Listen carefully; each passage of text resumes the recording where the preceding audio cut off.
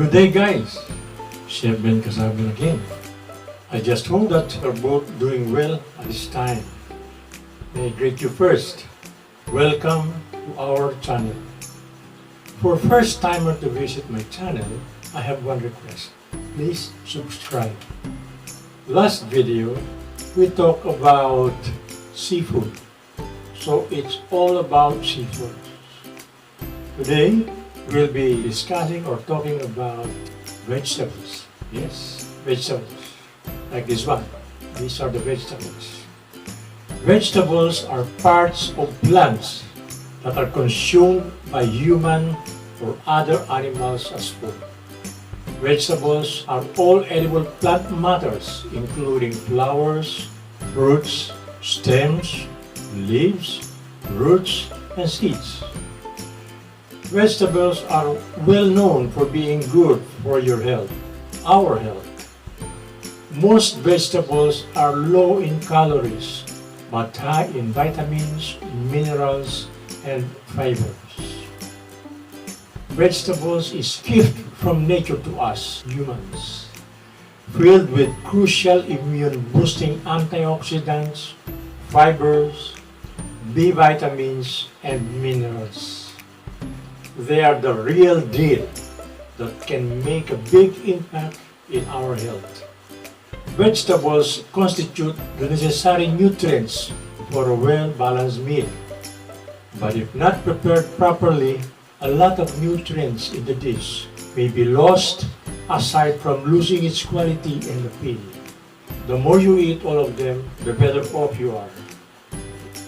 Countless studies have linked the benefits to greater veggie intake to decrease risk of chronic disease.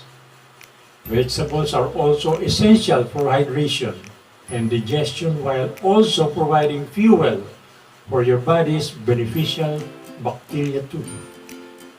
Cook fresh and frozen vegetables by steaming, grilling, sauteing, or roasting. Or better yet, enjoy it raw. Remember, vegetables is best eaten raw.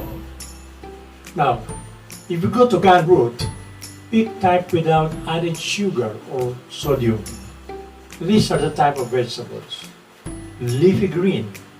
These are lettuce and spinach and some other green leaves. Another type of vegetable is the cruciferous. These are the cabbage, cauliflower, Brussels sprout, and broccoli. Marrow is also another type of vegetables. These are the pumpkins, the cucumber, and the zucchini. They are marrow.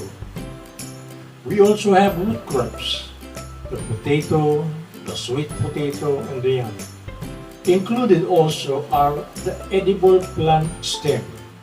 These are the celery, the leeks, and asparagus. And of course, the allium. These are onions, the garlic, and shallots. To preserve the vegetables, here are some tips. Eat vegetables right after cooking while they are fresh. Once reheated, a lot of nutrients will be lost. And remember, don't overcook vegetables. It should be cooked just until they are barely crisp or tender. An exemption to this rule applies to dense vegetables like potatoes, which need to be cooked until tender. Since young vegetables has its natural sugar, add a pinch of sugar when cooking old vegetables. Remember, seasoning the vegetables with salt just after the onset of cooking will slightly firm its structure and help retain its color and structure. You should allow 1/4 teaspoon of salt to each cup of liquid or water. Speaking of pairing, do it thinly because most of the vitamins is just by the skin and deep pairing would mean losing them. Peeled vegetables should be cooked right away to minimize their exposure to air. You should remember, oxidation is one factor for deterioration of vegetables. After slicing, avoid soaking vegetables in water after so as to minimize vitamin loss. And also, avoid the use of baking soda in washing vegetables because this method does not only destroy the nutrients values but also makes the vegetables mushy in texture. It is not also advisable to cook vegetables in hot water since nutrients may be lost. Additional help in preserving vegetables is the addition of vinegar or lemon to cooking liquid. The addition of vinegar or lemon to the cooking liquid will stabilize color. For greens, cauliflower, cabbage, onions, turnips and beets will need about 1 teaspoon for every 2 cups of water.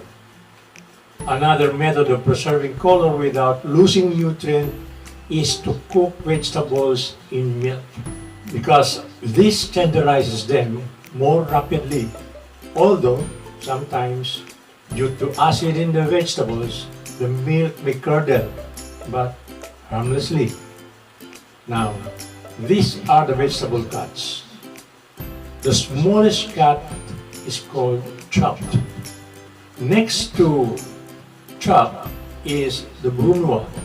This is a very small diced cube sized about 1 to 3 millimeters square. Next to brunoise is the salpicon, very small diced about 1/4 inch. Next are the elongated cuts of vegetables.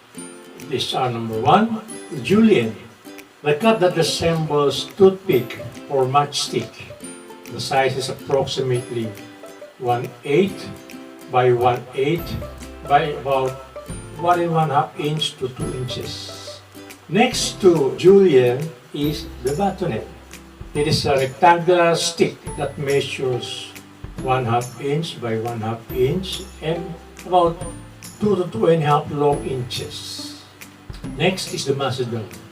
These are also squares, about a little bit more than 1/4 inch square cube, the size, the cut of vegetables.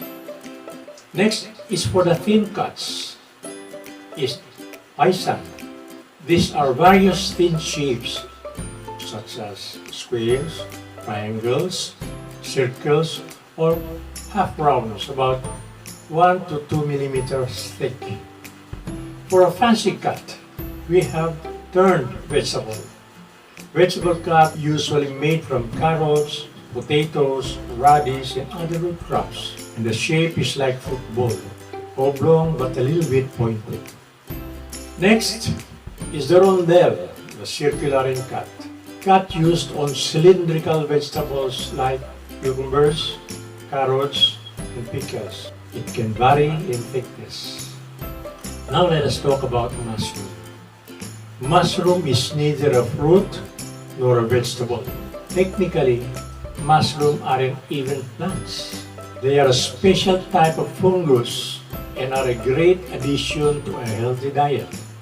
A mushroom is the fleshy, spore-bearing fruiting body of fungus, typically produced above ground, on soil, or in its food source. Some mushrooms are studied as possible treatment for diseases, particularly their extracts, including polysaccharide. Polysaccharide is a kind of nutrient that fights cancer cells. Remember, mushrooms are rich in B vitamins that help protect your heart health. It has niacin that is good for our digestive system and for maintaining healthy skin.